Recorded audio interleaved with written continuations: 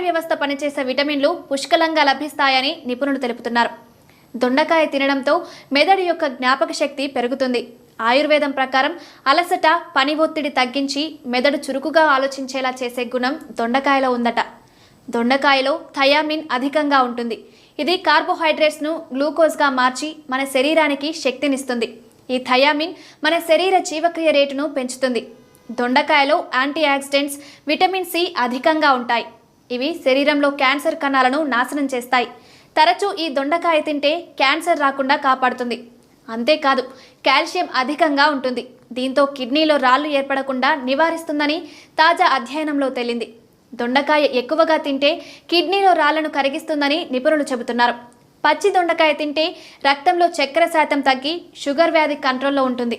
అధిక మొత్తంలో కాల్షియం ఉండి వయస్సు, ఎముకల దృఢత్వానికి ఉపయోగపడుతుంది. పొటాషియం అధికంగా ఉండి గుండె